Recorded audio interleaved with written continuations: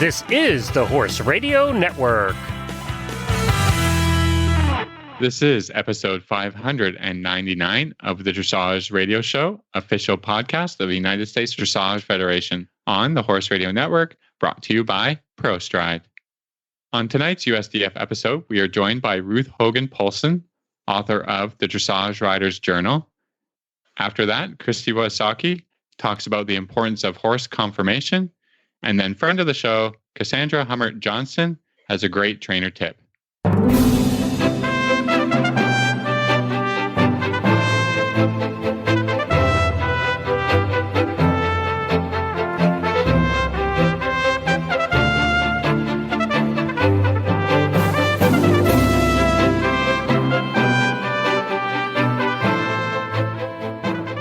This is Reese Koppler-Stanfield from Loxahatchee, Florida.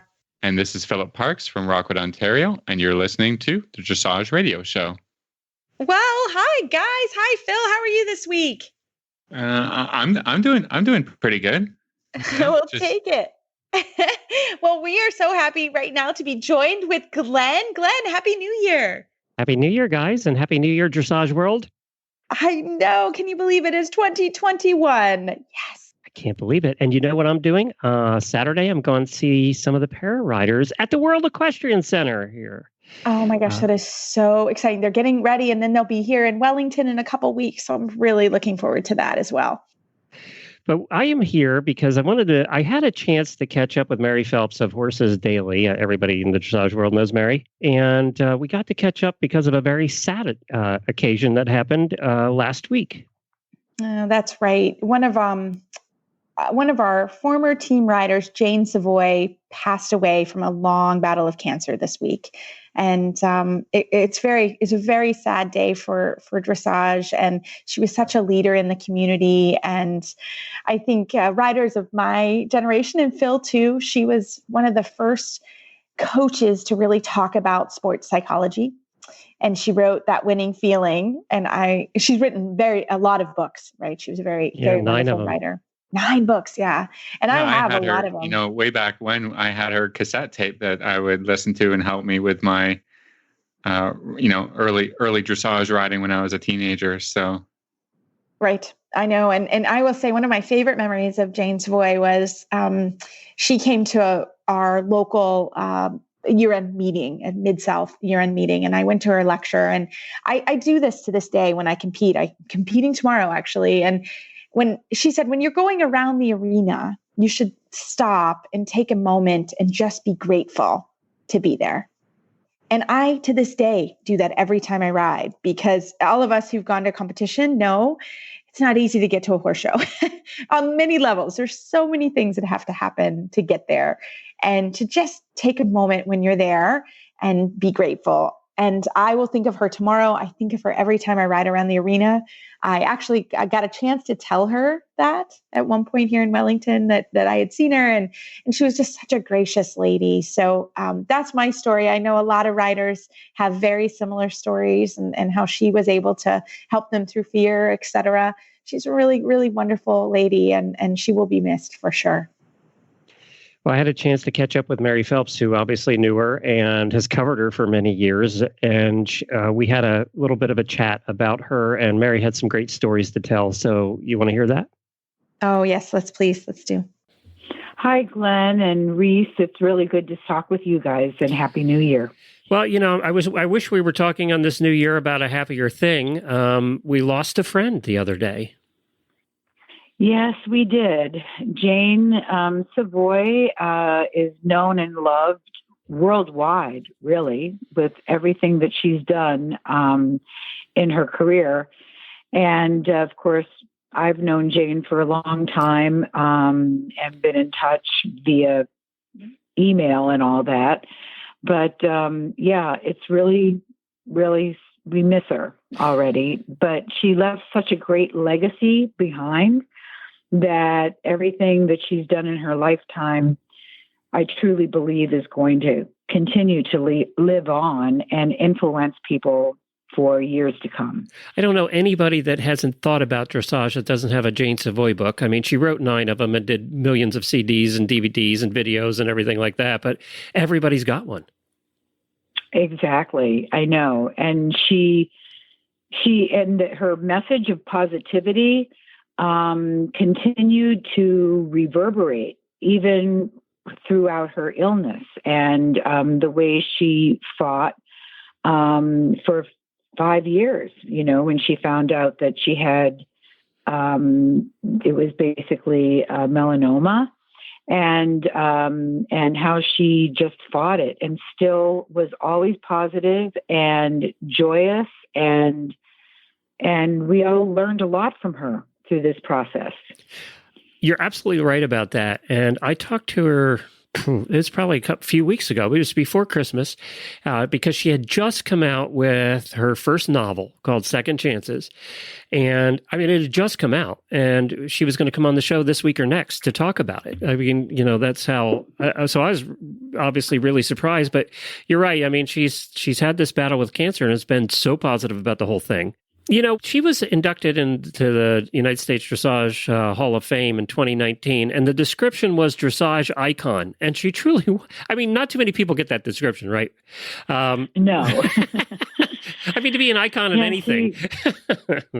Exactly. And a legend, I mean, she has just been throughout her whole career, and it's been, it was always very modest beginnings. I mean, throughout the entire thing, she created her own reality, didn't she, Glenn? Yeah, she did. Yep. I mean, she started with a $500 horse, and there's a lovely interview with her amazing husband, Ruth Savoie, of 47 years.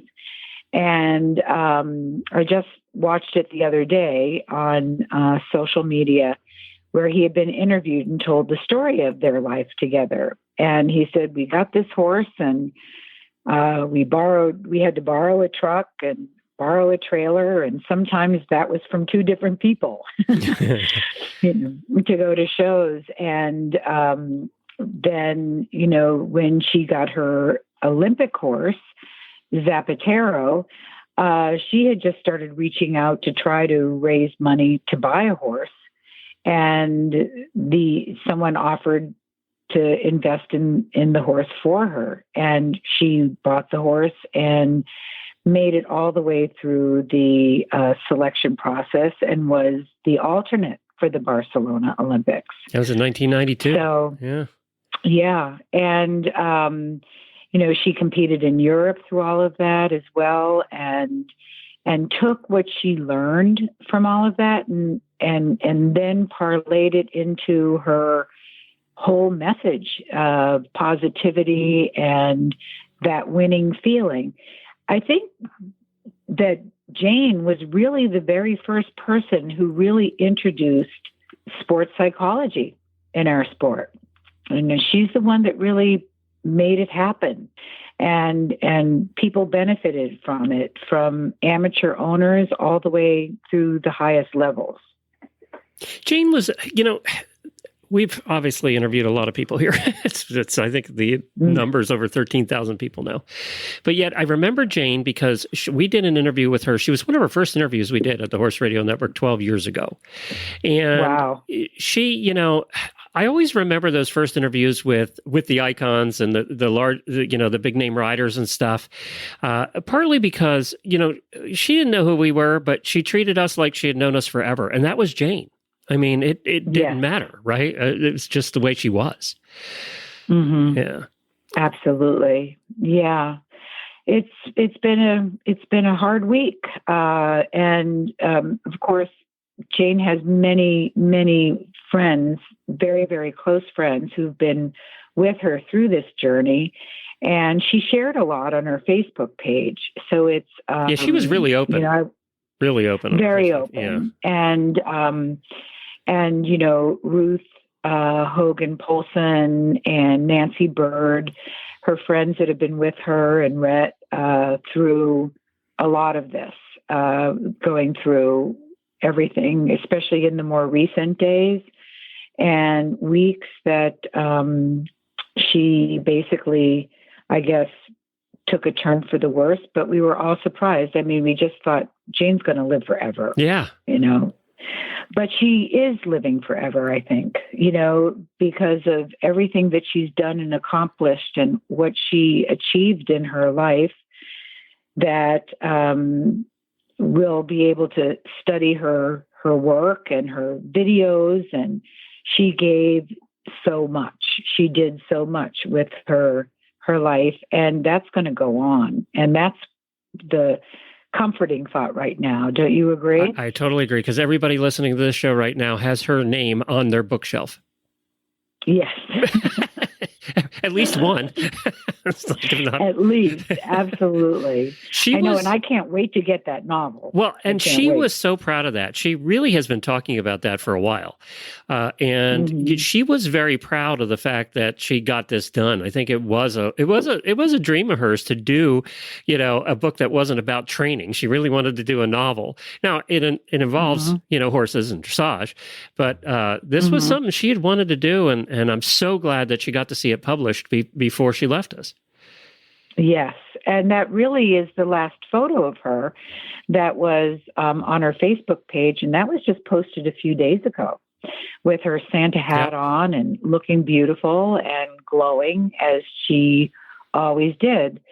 So, but that was Jane, and she always would push herself outside of her comfort level. And, for her to write that book with everything that she was going through, is a testimony to her spirit and her soul. And like I said, I can't wait. I've got to get on Amazon today, Glenn. I know. Get it ordered. That's how everybody can remember her, too. The book is called Second Chances. And, of course, Jane Savoie, you'll see as the author. The other thing, too, is she was so proud of this and loved doing it as one of her hobbies. And not a lot of horse people have hobbies as to the degree that Jane had this one. You know what I'm talking about, and that was ballroom dancing. She's been a ballroom dancer, apparently, since the 60s. And it was something that, she loved doing. Yes, I know. And it's fun to watch the videos of her.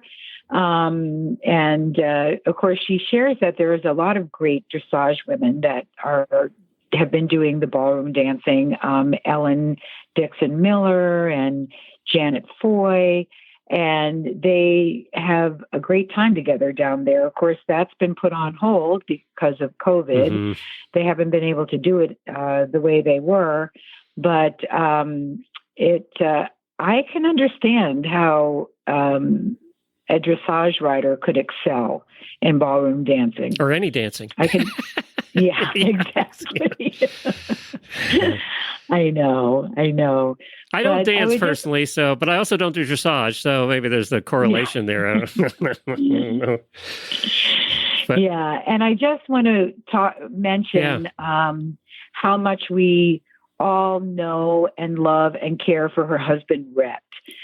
They were married for 47 years. That's a long time. They met when they were both in college. And, Rhett would always admit, he said, I'm not a horse guy. He said, I married a horse girl. But he was always so supportive of her and respectful of her. And they had the most beautiful marriage and beautiful friendship. And it was, I believe, it was at the Stockholm World Equestrian Games. And Jane and Rhett were there, and I was there. And Jane, I had just started this video business, videotaping dressage competitions. And Jane said, I think you could use some help. I said, oh, yeah. I mean, that's back when we were videotaping in tape, right? The cameras were a little heavier than they are now. Oh, yeah. And we had a system. It was so we didn't have to edit. We would actually take the tape and move it around to all the rings. So if we were taping a rider in Arena 1, we would know that they were going again in Arena 3 in 2.5 hours and move the tape over there and just add their test on. And Rhett took over that business and ran it. And it was back then, that was when they could both be together in Florida. And he just took off with that business and ran with it and did it for years after I moved on.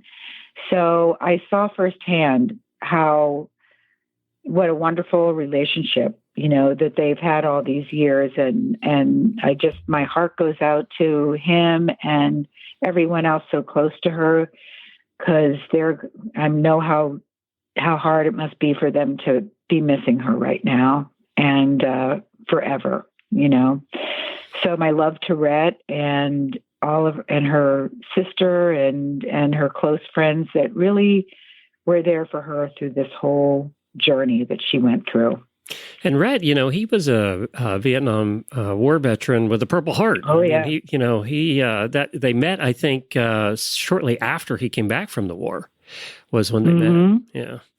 Yeah. Exactly. Yep. And the most quiet, humble guy that was just her rock, absolutely her rock. And that's why Jane was able to do all that she did. So, 47 years. So it's in sickness and in health, as Jane would say. It was a great marriage. And it's not easy on the, having gone through cancer here recently, not to the point she did, thankfully, but it's not easy being the caretaker either. That's a hard job when somebody's gone through. And she posted, and she didn't, she was doing chemo for a long time, and she would post on there, like all other cancer patients who are doing chemo, it's tough. I mean, there are some tough days when you're in chemo. And, we all know people who have gone through it, my parents included. And it just, it's the caregiver is the one that's forgotten about a lot of times there. It's true. Yeah. And, that's a brutal form of cancer. And normally, 5 years was an amazing amount of time, to have survived it. So, but she's helped all of us, I think, because many of us will face challenges like she did. And none of us can avoid passing away. It's going to happen to every single one of us. And so Jane took her message of positivity and looking at the positive and even spiritual side of things. And I know if I'm faced with a challenge, I'm going to definitely, I hope they keep her Facebook page up, because I'm going to keep going back over and over and getting energy from that, because she showed us how to handle it and embrace it. And that's just another thing to thank her for. Well, Phil, on a lighter note, welcome to 2021, my friend. Yeah. It's hard to believe that we made it through 2020, but we're not done yet. So I'm currently in a bit of a lockdown. This version is a little different, that we are allowed to go and see and train horses. So I'm liking, this modified lockdown, but we got a ways to go yet. Yeah, we still have a ways to go. And we, as we said, at the end of 2020, we couldn't be more thankful to have our listeners. And we're still trying to provide really fun content for everybody, and goal setting. And, again, who knows at this point what 2021 is going to bring, but we're kicking on, and we're going to continue to, carry on. So Phil, in that, we are going to talk a little bit about goal setting today. I think it's great at the beginning of 2021 to sort of step back and kind of think about each horse and what are your goals for that horse. And so I'm going to pose that question to you, Phil. What you got going on with your horses, and what are some goals that you have coming for 2021? Well, we had a bit of a slow going during, and it's always just kind of during the holiday season. They get a little bit of time off, and so we're just kind of getting going again. Show wise, I have no idea what the summer is going to bring.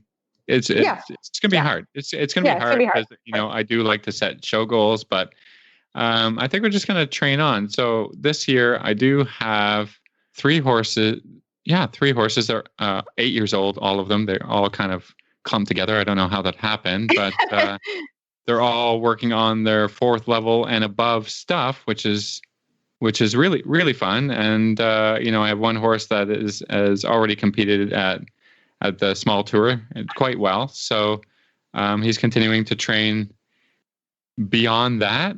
He's a great guy. He's got all of the moves for the Grand Prix. It's just polishing, putting it together, being able to do all those great fun things back to back to back with quality and with relaxation and all that fun stuff that we're talking about. So that's where we're at. It's wonderful. Taking it one day at a time and trying to enjoy each step in the journey as it is now. Yeah, for sure. No, I think that's fantastic. Like you said, it's a little bit hard to know what's going to go forward, but I think we all are having that struggle. So you kind of have to say, okay, come on, what are our goals, even with or without that? And, I'm very lucky right now to be in Wellington, Florida. I'm a little on the outskirts, but it's a very different season here. We are enjoying the weather. I'm very, very lucky. My husband has joined me for this season. So, but we're kind of in a self-imposed lockdown. We don't really leave the farm other than to grocery shop. So we also have been very cautious. I'm very thankful I have the horses I have, and we are showing. I actually show tomorrow for the first time, which is pretty cool that we can sort of get going on that. I'm showing Big Mike and our Follow Me, who we're going to roll through Pre-St. George tomorrow. So I'm really looking forward to that and kind of seeing where I'm going to take him this season. He's going to do a couple I1s. Hopefully, who knows even what the shows are going to happen here. But the idea is to push him to the Intermediate 1, which will be fantastic. And then we'll see from there. And then I am very lucky to have Bingo entered my first Grand Prix next week. So I'm looking forward to that. And we're going to school at the horse show tomorrow and Saturday, maybe Sunday if needed. But I'm very, very lucky to have those 2 horses, and you sort of work your career to have horses like that. So I'm very lucky. I also have very big fitness goals. This is different for me. Fitness is, it's not my forte. I don't love it. But I have been actually very dedicated to yoga in the last year. I pretty much do yoga every day now, some form of yoga. I found I really enjoy that. So I started sort of online yoga the beginning of last year and have really, really enjoyed it. And it's something I look forward to every day. So I've been doing my yoga. And then this is going to be my tip for 2021 is Geraldine Gibson has been on the program before. But her farm is 2 farms down from me. And every evening we join together and we walk the loop around the property here, which is, or the subdivision, I guess, which is just under 3 miles. It's 2.9. I call it 3. She calls it 2.9. But I can't tell you for me how thankful I am to have a really good workout buddy. I've never had a workout buddy like Geraldine. First of all, she tracks everything. And we're up to 79 miles that we've walked in the last about 5 weeks. Yeah, that's nice. That's a long way, 79 miles. I'm like, wow, I could almost, that's a long time. So I know I didn't tell Phil before we got online. And I'm pretty proud of that because it's hard, actually. Actually, no, we're up to 82 because I had to add today. And I will say how thankful I am for a workout buddy. And so I would be my tip is as you're working on your fitness, she also is riding Grand Prix and wants to ride internationally as well this year. And you really have to up your fitness game for that. It's hard because we're all busy and that takes a lot of time as well. So we have been very dedicated to it. Now that things are starting, we're not going to be able to do every day. So we've really been pushing every day we can, knowing that things are going to get a little busy. But to have someone where you're like, oh, I'm really tired, I can't do it. And they're like, oh, I'll meet you in 5. And you're like, oh, okay. But I'm very thankful. Tip. Yeah, it's a great tip. Find somebody who's going to push you and help you realize your goals, even if it's not really like in person. It can be on Zoom or something. Absolutely. Or just somebody you can check in with, like, did you do your workout today? Yes. Just someone else to hold you somewhat accountable to absolutely what your goals are. Yeah. Yeah, it's been critical for me. And I would not have walked that on my own. I'm not going to lie. Like, there's no way. But to have her with me to say, come on, let's do this, has been awesome. And so that's my tip. And I will also say, because a lot of us are probably doing what we're doing, which is being very cautious and not going out and doing social things. It is a social activity as well. So I don't feel like I miss out on social activity as much. I mean, I still do, but I don't, because I have a friend that I see every day and we talk about all kinds of things. And we get around now where we're actually, both of us are like, wow, we're getting faster. So that is my tip. And I hope everyone continues fitness. It hasn't been as hard. I've been really dreading it. Oh my gosh, I've been really dreading it, but it's not been bad. So I am just gonna throw that out there. So that's my 2021 goal. We hope everyone enjoys today's show. We kind of targeted this show for goal setting and also some fun content on some other things to do if you are finding yourself in a lockdown situation. So again, we're here for you guys. Send us emails and we'll try and bring as much content as we can to you. And we, as always, enjoy being here. So we're going to stop for a commercial break. And then we're going to come back with Ruth Hogan-Poulsen talking about a great Dressage Rider Journal that will help with your goals for 2021. ProStride is the all-natural solution for lameness. It uses the power of your horse's own blood to relieve pain, reduce inflammation, and improve mobility to keep them sound. ProStride can be completed stallside by your veterinarian in just 20 minutes with no need for trailering. ProStride is backed by years of science and success stories. Olympians to pleasure riders, trainers, horse owners, and their veterinarians trust the improved performance and lasting results reported with a single injection.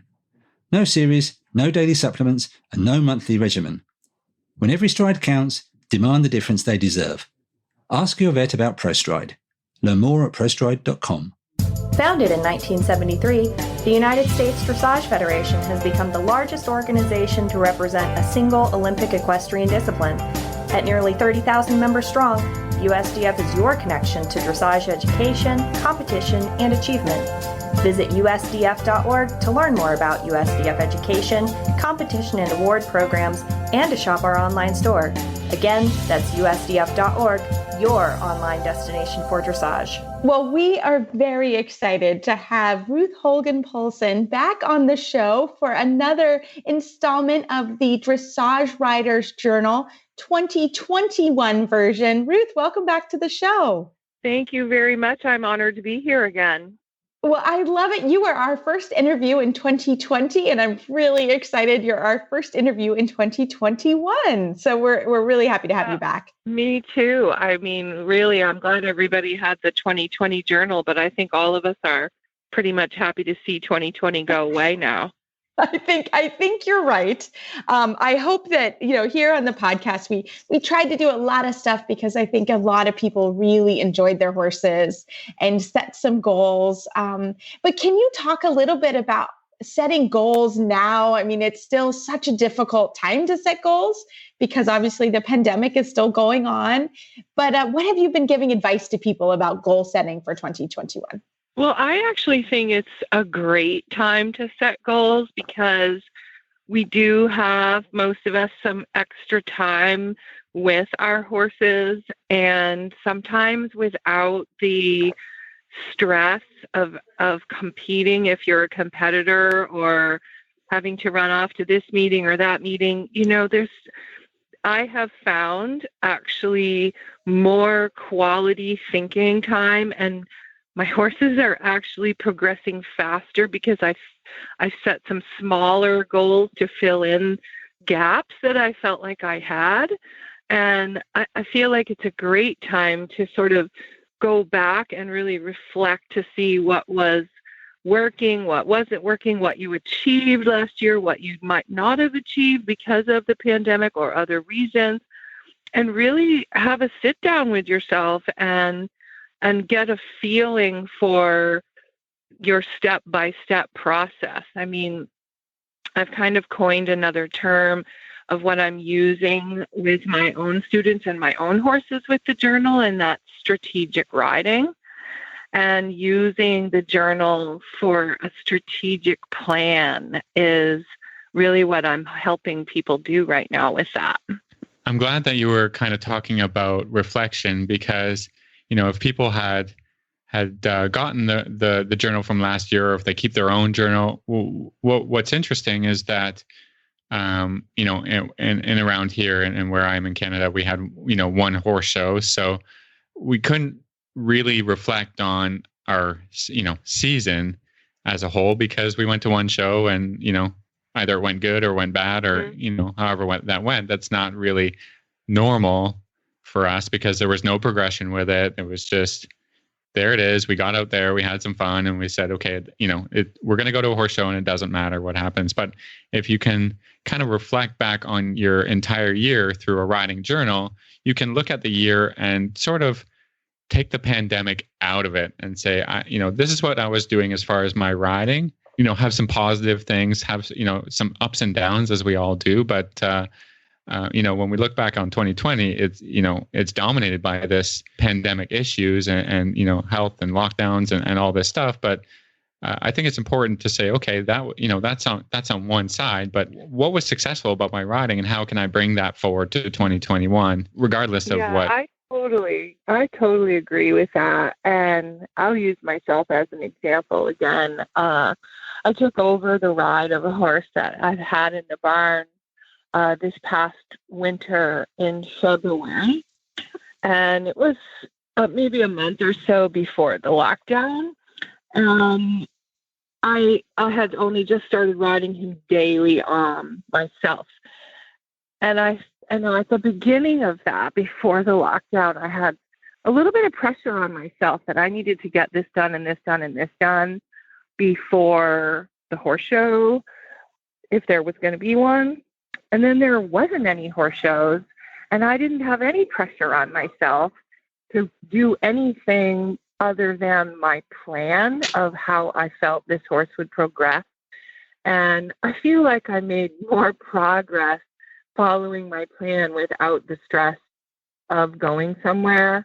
And I had time, and it really made a huge difference. And in fact, I think you made more progress that way. And when I reflect back on the fact that I did show him, we had 2 shows in Vermont. I went to 2 different shows at the Green Mountain Horse Show Association when they were allowed to open in July. And I took that horse to the horse show, and, he just blew my mind away on how wonderful he was because of the past 4 or 5 months of following my plan. So I feel like that for me was a huge reflection that I need to, I'm not really that active a competitor. I compete when I want to show myself something that I have accomplished with a horse. And I love to compete, but I don't do it every single weekend. And it was just really gratifying to look back at, okay, February, I put my own foot in the stirrup instead of being the trainer. And in July, I did the Grand Prix. I was excited, very excited. Oh my gosh, it's amazing. And I love the journal because I just picked mine up from you the other day. I'm really excited to get going. And when you open it up, and literally the first couple pages are literally some self-assessment exercises. And I love these because especially right now, if you're in lockdown or maybe you can't get to the barn, these are some really important exercises to sit down and just think about. And this would be actually a great meeting to do with your trainer. You could do it over Zoom or on the phone. Could you talk to us a little bit about these exercises? Because I think they're really important. Yeah, I think the first page is just a self-assessment of you and your horse. And I find with my students that it's harder for them to write things down in their strengths category than it is in their weaknesses category, as probably all of us experience. If somebody asks you, how's your 20-meter stretchy circle? I think the majority of us say, oh, it could be this, it could be better more here, it could be lower, I could stretch more. But it's hard for people to recognize sometimes that they have strength, and so do their horses. So that is where I really like to start, is with the strength of my horses and students, because we all know, we're all, riders and dressage riders, we all know where we want to be better. But I think it's the most important thing is to first acknowledge your strength. I love this. Actually, we were riding today here, and I was riding with one of my former students, but she's now also a professional rider. We were walking around and we're getting ready to horse show. And one of the things we were talking about is, I think as dressage riders, we want to be perfect all the time. But even at the highest level, if you watch a World Cup or you watch an Olympics, people make mistakes. So it's important to know that, I think, and to, as you're setting your goals, really remember what you're good at. Like Isabelle Verde is amazing at Piaffe and Passage, but she will make, and she did at Aachen last year, she makes mistakes in the changes. She's not always perfect. And if I listened to an interview and she said, I have to have my horses so hot for this, that I struggle with that. And even when the best rider in the world said that, I thought, oh, maybe my goals need to be different. And I need to think, like, what am I good at? What am I not good at? So I absolutely love that. And as you go through the journal, can you just explain to everybody kind of what your thoughts were as you were doing? Because I love the way it's organized. So after the assessment page a couple of pages on setting your goals. And there's two different sections for setting goals. One is I ask you to use a timer, actually, and one is a little bit longer than the other for your big dreams, your lifetime goals, your bucket list goals with you and your horse. And then I set out a smaller section, a shorter section of 1 to 2 to 3 year goals. And I think one of the big things that I've learned is how to incorporate, like, I want you to put your big dream down on the long-term big goals list. And then I want you to put a thought process to it on, like, what date, like, when do you want to have this done? 5 years, 10 years, next year? Because once you put it down on paper with a date, then you've made a goal. And when you have a goal, then you can put it into more manageable bite-sized pieces that turns into action. And when you have an action plan, you're much more likely to achieve your smaller goals that are then going to help you accomplish your bigger goals. Yeah, that makes a lot of sense. I mean, it's one foot in front of the other, and dressage especially is organized that way, and that, training is progressive, and it's, you have to do it as much as you can, either every day or, all people's riding is a different experience, but you can't achieve the big things without an idea about how the small progressive steps are going to happen. So I think writing all of it out, or even just thinking about it is really important, and talking with your coach about it too. Like there should be, a conversation constantly about these ideas. I totally agree with you, because I have to say, as a coach and a trainer, sometimes I can see where they can go and they don't even know it yet. So really sitting down with your people to go over the big goals, and then what we're going to do in the next year, what we're going to do in the next month, and how do we start that in the next few weeks, and then what happens tomorrow in next lesson is really how it, like you said, the dressage tests are written this way, right? They teach us to go to the contact, and then they teach us to bend, and then they teach us to add impulsion, and then they teach us to take more connection and then more collection, and so on and so forth. So it's a little bit the same way when you're thinking about your own riding, whether you're competing or riding dressage tests or you're not.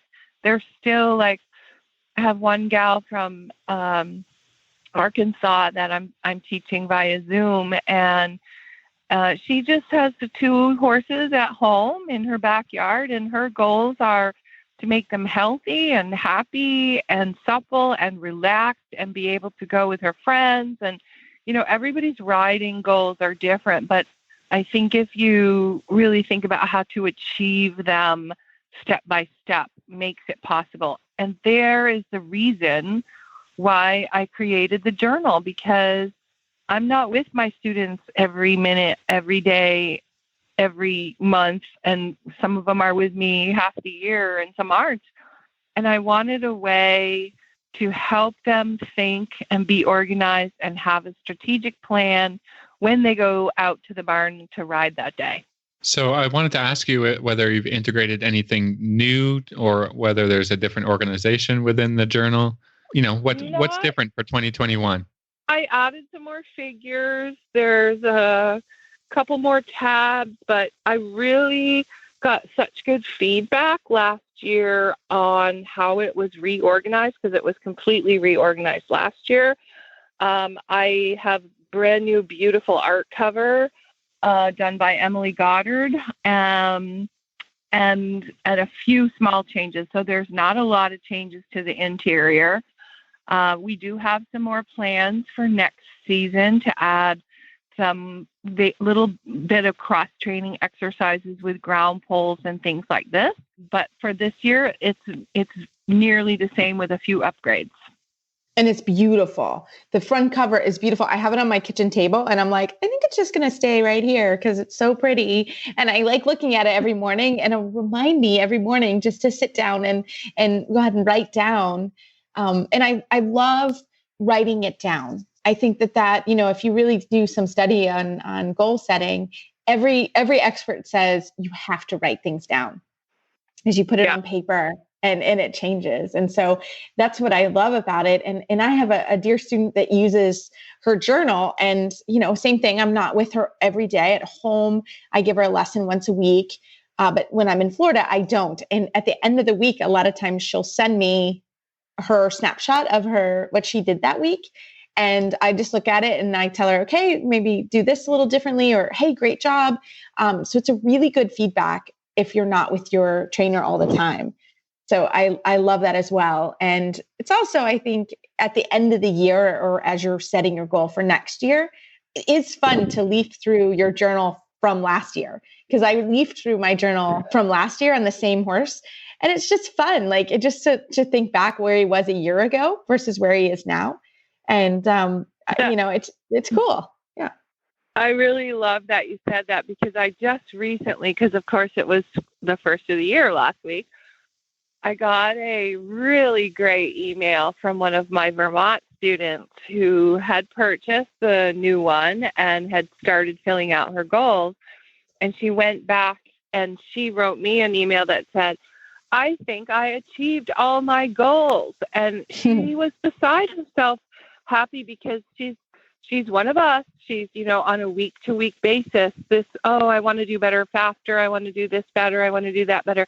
But when she looked back at what she had set out to accomplish, it really worked. So that made me very happy. Just that one, that email that day made me very happy. I've also started using my journal for myself, in addition to recording what my horses are doing and my legend on, they had chiropractic on Monday and how did they feel on Tuesday, that kind of thing. I've also started keeping my schedule written in my journal, because my schedule is really different this year. Whereas normally, especially when I'm down here in Florida, I would start my first horse at 7:30 at the farm here, and I would be done when I was done. And then I would go home and, do whatever I'm going to do in the garden or book work.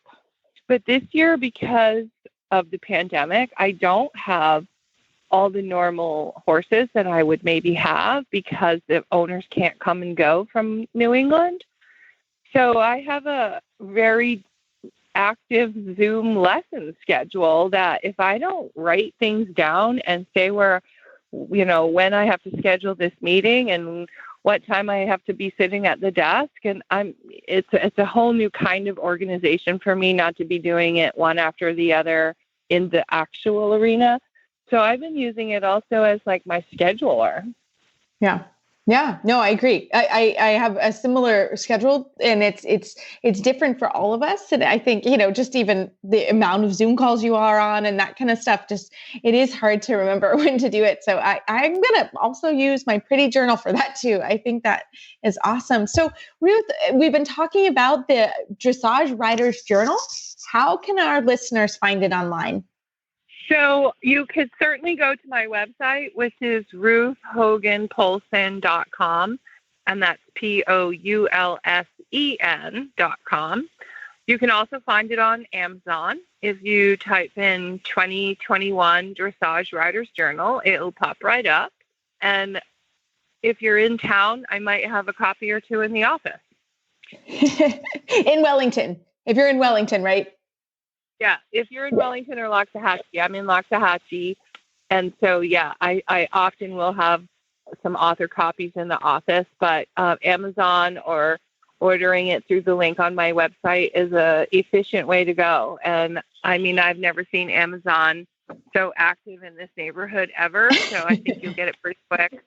I love it. Well, Ruth, thank you so much for coming on the show, and happy 2021 goal setting. And I can't wait to see you. Maybe at the horse show. I don't know. We're not there very much, but we look forward to seeing you around town. The same here. Thank you, Reese. And thank you very much, Philip. And I'm honored to be on the call, and have a happy, great, wonderful 2021 yourself. This Nutrition Minute is brought to you by Kentucky Performance Products, the company that simplifies your search for research-proven nutritional supplements at kppusa.com.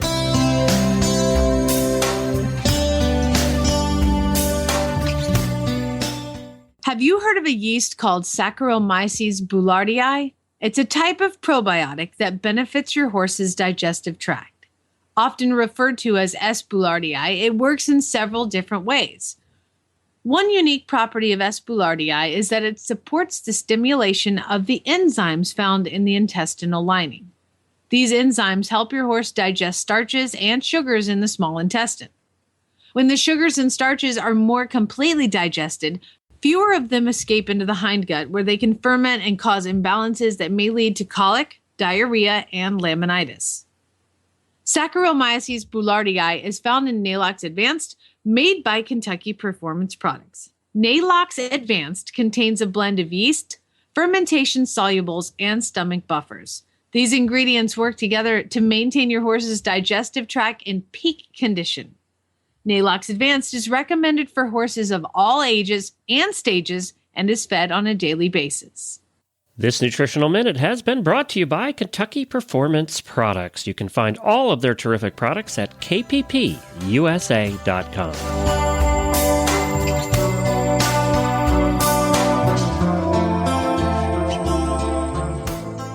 And now a quick word from EcoGold saddle pads. No slipping, no sliding, no problem. EcoGold secure saddle pads are engineered to keep the horse's back comfortable while keeping the saddle in place for a safe, competitive ride. They have impact protection through the seat, and the ultra-thin flaps provide the rider with better communication and a more stable riding position.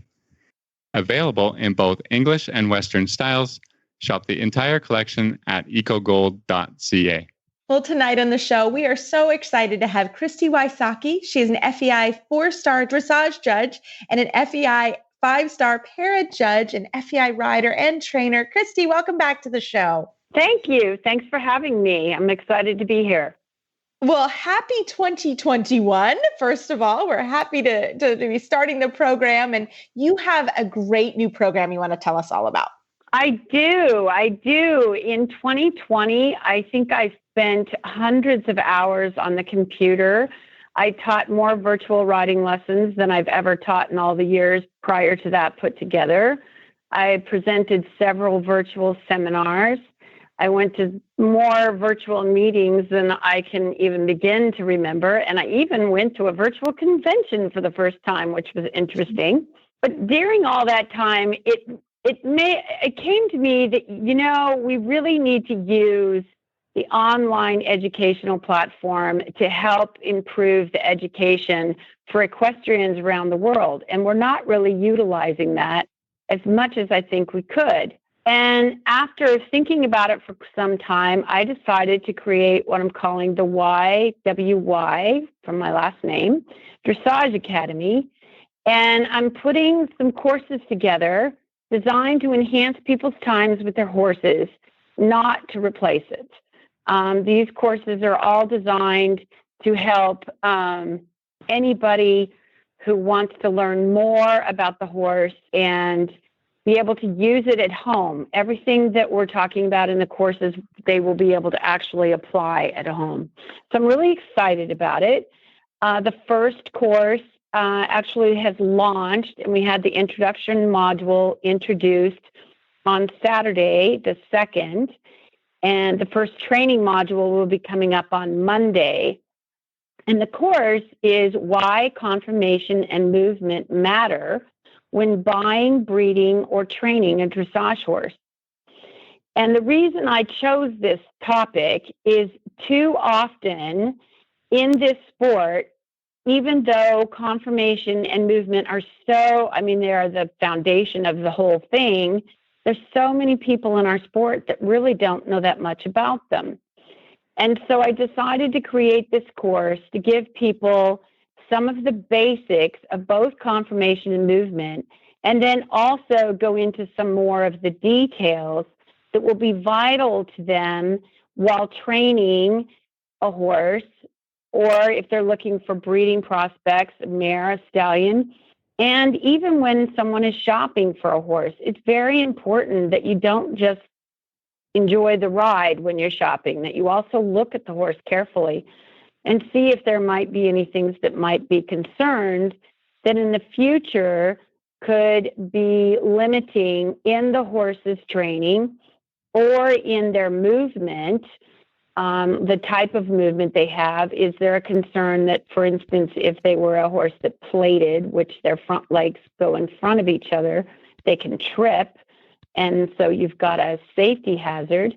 And then, of course, the most important issue would be soundness, that whether the horse can have longevity if there's an issue that you might not notice. So the whole idea of this course is to give people more basics and more foundation so that when they go and buy, shop, breed, or train, that their eye is trained more to see the true horse underneath the hair, as I like to say, because the hair hides a lot. So it hides a lot. Never thought about that. So yeah, it really does, and when you start looking for bones and joints and things to find, okay, what is this horse's true conformation? Sometimes you walk up to a horse and you start poking and prodding, and all of a sudden you realize that the hair was deceiving you. So I'm very excited about this program. It's really designed from the beginner to the expert. I have a 9-year-old young lady signed up who has just started riding dressage, and she's very excited. And she bought herself a brand new Breyer horse so that she could learn to do these things on the Breyer horse. And I know, I'm so excited. I don't know any of my pupils very well, but even though I've never met her, she's my favorite pupil. I know she's my favorite already. I love her. Yeah, and then there are some sport horse judges that are also taking it to just get a little bit more expertise for when they're judging. And I have some FEI riders in it too that want to know more, because the last module, we're really going to go in depth into how the conformation and the horse's movement will affect how you might approach your training. Because a horse with a high set neck versus a horse with a low set neck, and a horse with a short neck and a long neck and straight hind leg and that kind of thing, you do have to approach things a little bit differently and bear that in mind so that you can train a horse effectively, efficiently, and train them for soundness in longevity. and also be able to keep the horses. Every horse is going to have some kind of limitations. Every horse is, every human does. And if you know more about the conformation and movement, then by knowing that horse's limitation, you can help develop their stronger suits so that they can compensate for instance, a limitation. And then the horse can excel, whereas otherwise someone might say, oh, well, they have this problem, so they're not going to be able to do it. But that's actually, usually you can find a way around it if you understand enough about the conformation and the movement to do that. So each training module, there's 4 training modules, and each of those are pre-recorded. So everybody can take their time doing it when it works for them and where it works for them. We have 2 international students taking the course, so that's exciting. But I set it up with the pre-recording so that everybody didn't have to join together at the same moment to make it work. And I think this will be, and then they'll also be able to go back and repeat and look at it again. They can break it up if they don't have 2 full hours to go through. For instance, the conformation module will be released on Monday. And if they don't have 2 hours, but they want to get started and they have a half an hour, they could do one portion of it and then come back later and pick back up where they left off and that kind of thing. So it's very user-friendly from that respect too. And then the part about it I'm the most excited about is that every module will have homework assignments that are all optional. But basically the purpose of that is to give everybody the chance to go out and try what it is I present in the modules so they can actually truly learn how to do it and try it for themselves. And so I'm very excited about that part of it. And at the end, we're going to have a final project where each student gets to evaluate a horse of their choice with the owner's permission. Sorry, guys, you don't get to evaluate Vallegro unless Charlotte and Carl say okay. But they get to evaluate a horse themselves for its conformation and movement and submit it. And then I will give them feedback on their assessment so they can see how they did and you know what they may need to focus on a little bit more and that kind of thing for the future. So I'm really excited about the whole program, and we've got a good group of people right now, and there's still time for people to join in if they would like. But I think it's going to be a lot of fun. It's been really fun to put it together. I've taught these courses in person many times. I will say it's been a learning curve for me to learn how to put things on a computer because we're not the best of friends, but we're becoming better friends. I'm laughing because everyone here would laugh because I'm the same way. It's really it's a struggle, a real struggle, but it's good. Yeah, in the beginning, I was like, but I don't know how to do anything on a computer. And everybody's like, oh, you'll learn. And it's like, actually, they were right. I've learned things that I never would have learned without doing this. So it's kind of been fun for me from that angle too, because I have more tools in my toolbox now too. So this is maybe, it's actually been pretty fun. Yeah, possibly a good outcome from the pandemic, because I think these tools, to be able to access them online is amazing, right? And as riders and judges and trainers, and we're so used to just, we're going to hold, traditionally, I think, and you can probably speak to this experience. How did you get all of your knowledge? Well, you went out and you went to farms but when that's taken away, a lot of stuff has just been, we've had to figure out how to get it online. And then isn't that amazing that provides more people with more access, especially in big countries like Canada and America, whereas in Europe, these courses and stuff, somebody can hold one at X farm and pretty much the whole of Europe is 2 hours away from said farm in Germany, where you gain the best knowledge from the best people. But I've experienced it here, and I live in a populated area, very horse country, that how do you educate a lot of people when the distances are so difficult to travel? Well, yeah, and the expense when you put the airline ticket and a hotel and a car rental and all those things together before you even pay for the course, you've spent $1,000, if not more, just to get there. And this way, people can do it when it works for them. They can go back and do it again and go, oh, I missed that. Wait a minute, let me do that again. And so I'm really excited about the platform and the whole way we set it up. I think it'll be really a very user-friendly way to be able to get better in a subject that is so important to our sport and yet so often ignored. Yeah, no, I can't agree more too. And you know, I'm here in Wellington right now, but there's the normal courses that would be happening are not happening this year. Right. We're pretty much on our farms. Like we're not able to, the trainers conference isn't happening and the young horse conference isn't happening and so you don't have access even here that we would normally have.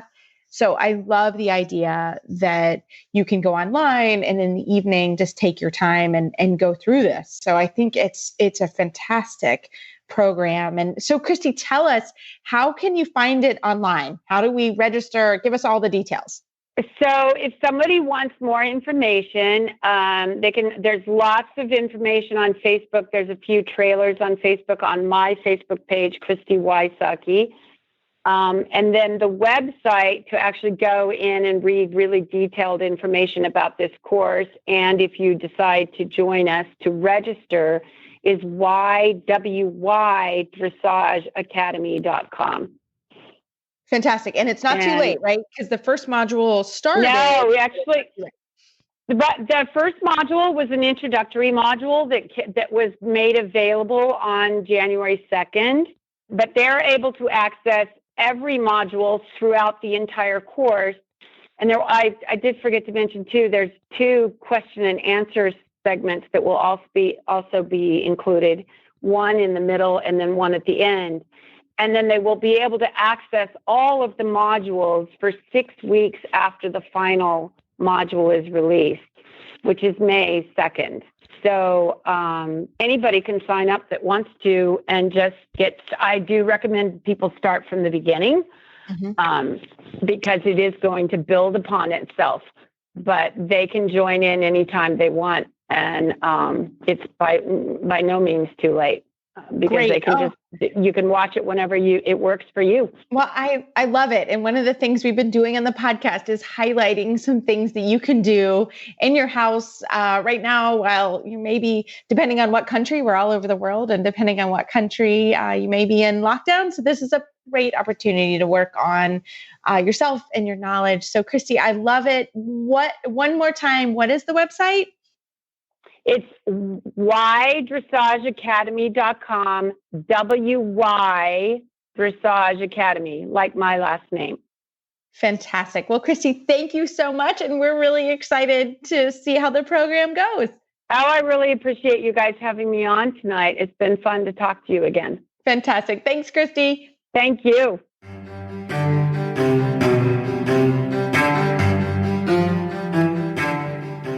Bates saddles are the saddle brand that truly put your horse first. Enjoy comfort, optimal balance, and seamless contact with your horse, leaving you free to concentrate on your aids. Bates saddles offer you many features you don't find with other saddle brands, including the external FlexiBlock system, which is anatomically contoured to your leg, allowing it to ride in behind the block and support your individual position for maximized comfort and security. An adjustable ergonomic stirrup bar, which allows effortless rider alignment to be achieved by altering the position of the stirrup bar, enabling you complete control over your preferred leg position. Many styles are available, including the new Bates Dressage saddles, the Bates Victress show jumping saddle, and the Bates Advanta eventing saddle. It is the official saddle of the United States Eventing Association. You can learn more about Bates saddles at batessaddles.com. That's batessaddles.com.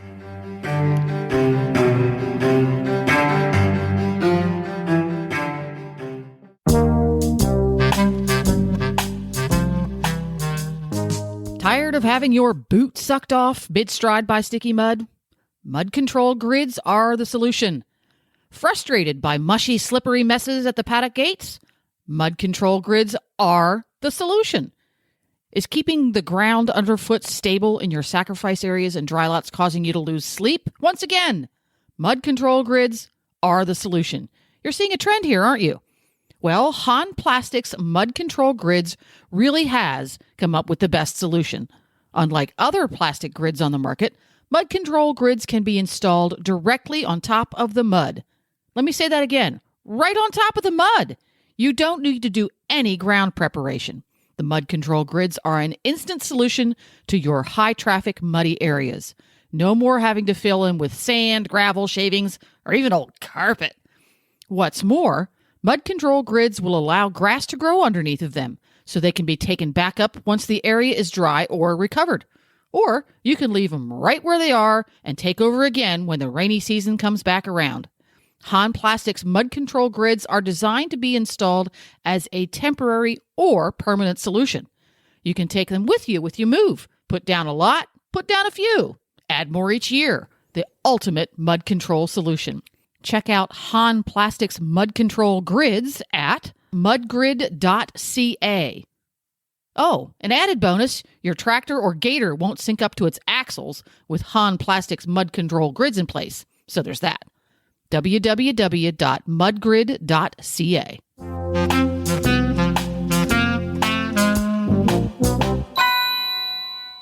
Well, Phil, I have to be honest. I've been working very hard on my fitness, and I'm still so thankful for my Total Saddle Fit Stability Stirrup Leathers, because it really makes sitting the trot still easier.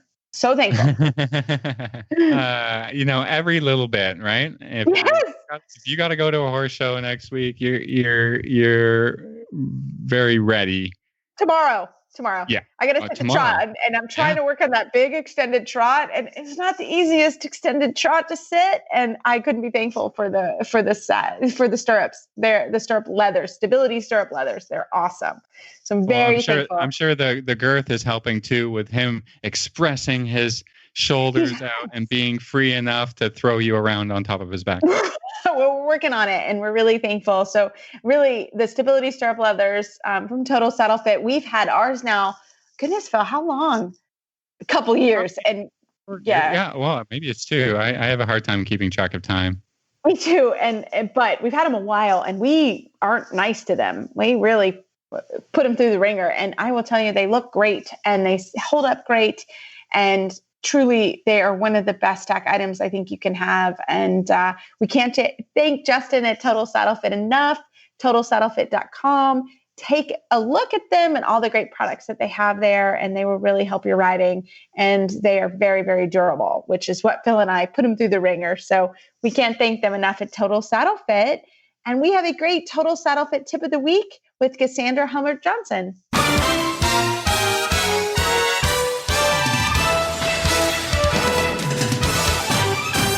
This week's dressage training tip is brought to you by Total Saddle Fit, home of the shoulder relief girth at TotalSaddleFit.com. Well, tonight for our Total Saddle Fit tip of the week, we are so happy to have Cassandra Hummert-Johnson, FEI rider trainer. Hi, Reese. Good to be here. So what is your trainer tip of the week for us? My trainer tip of the week is not to be scared to sometimes try the hard stuff. And I mean that we do all this work all week long with our trainers and on our own to prepare these horses and practice different exercises and how to make things better and how can I move the horse around to get a better score in each movement.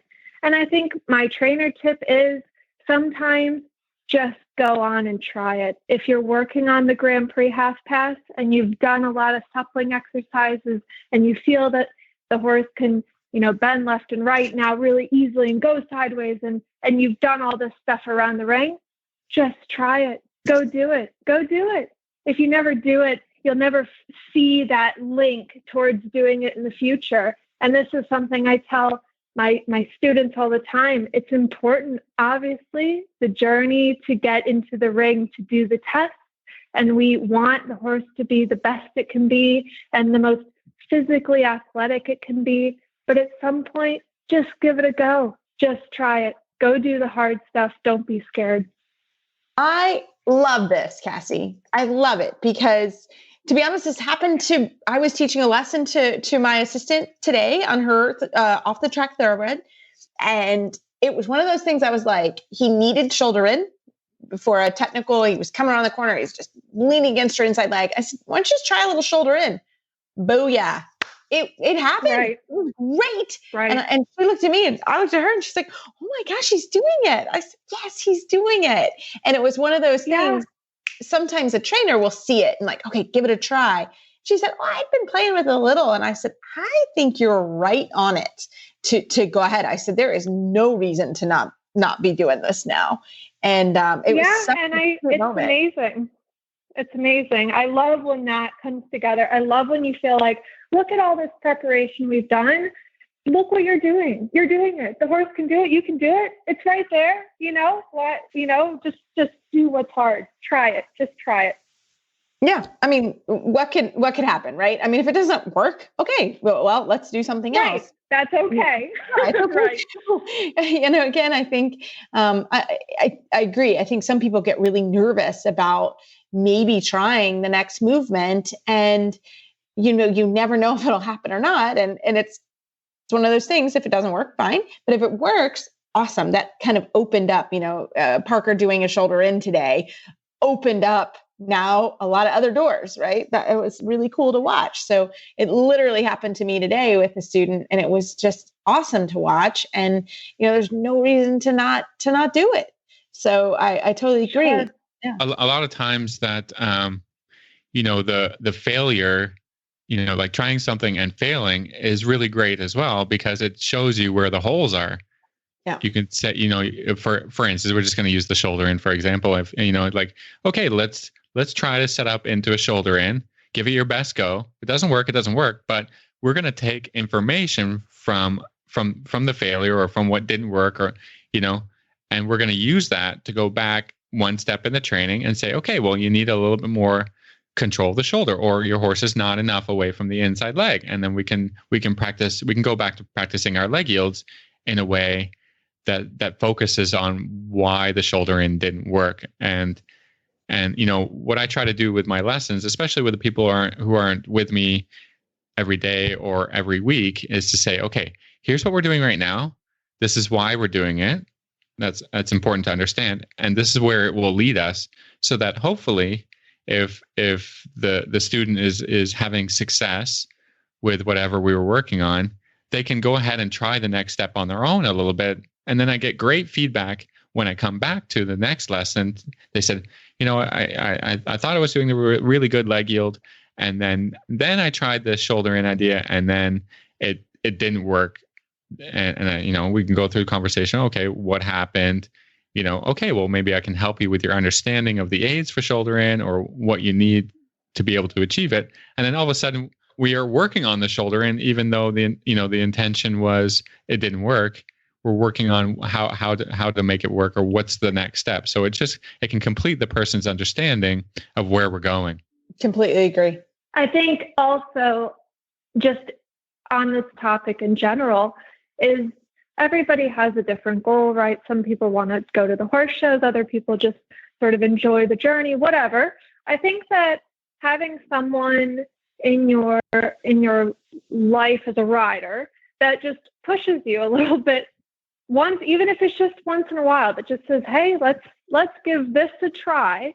It just it gives you some hope, I guess, and not in a negative way or positive way, just you can see into the future a little bit. Oh my gosh, we can maybe do that one day, or if you get 4 steps down the long side and shoulder in, and your goal is third level in the future, all of a sudden you've just done part of the test, if you know what I mean. And that's such an amazing feeling, because sometimes we do get stuck in a little rut where you've worked on all this stuff and you work on all this stuff and think it's never going to come together.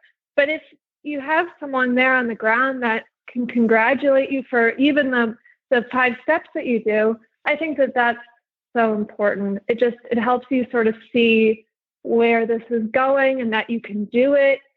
And I'm a big supporter of that in my lessons with my students, as are you guys.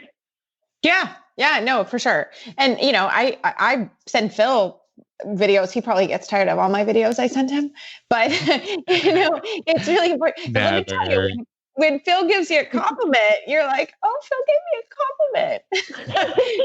It's important to have, a lot of people and, or friends or whatever, and coaches who say, hey, come on, let's do this, or this was better. So I agree. Like it's not always, I think training horses is for sure never a straight line. But I agree with you. You sometimes are like, well, you didn't try something, and then you try it and it works or it doesn't. And that's okay. Either way, it just helps formulate the plan. So I love it. And as as we're all sort of going into 2021 and setting new goals, and I just think that's just a great tip is like, go ahead, try. It's okay if it fails, no big deal. Who cares? Start again, do something else, take the information, or, you probably will succeed actually. And then you get to go do, and it opens other doors. Well, Cassie, exactly. I think these are amazing tips. So how can our listeners find you online? I can be found on Instagram at Lavendel Dressage, Lavendel, or at www.lavendeldressage.com. And I'm based in Cleveland, Ohio, and Wellington, Florida in the winter. Fantastic. Well, good luck this season, and we can't wait to talk to you soon. Thank you so much for having me on. Well, Phil, we just want to remind everybody we have our book club still going, and it is Uta's Graf Effortless Dressage Program, a top rider's key to success in using play, groundwork, trail riding, and turnout. Great book for right now while we're all kind of stuck inside. It's fantastic. So we hope everybody is enjoying it. We are going to review it here very shortly. So get your copy at horseandridersbooks.com, a great company, and we hope you enjoy. And as always, we love your emails and Facebook shout outs. Keep them coming. And we love to hear if you want to hear something on the show this year, or even the goals that you've set. We'd love hearing all about them. So keep them coming. The United States Dressage Federation is your connection to dressage education, competition, and achievement. Visit usdf.org for more information. That's www.usdf.org, the online destination for dressage. You can find our show notes and links to today's guests on our website, dressageradio.com. Like us on Facebook, just search Dressage Radio Show. Follow us on Twitter at Horse Radio. My website is maplecrestfarmky.com, and my email, and I love emails, is reese@horseradionetwork.com. I think the best way to find me is through Facebook, or my email is philip@horseradionetwork.com. I'd like to thank all of our sponsors for allowing us to put on a good show. That's ProStride, Kentucky Performance Products, Total Saddle Fit, Eco Gold, Han Plastics, and Bait Saddles. Don't forget to check out all the other shows on the Horse Radio Network at horseradionetwork.com. Everybody, keep your heels down, your shoulders back, and we can't wait to talk to you next week.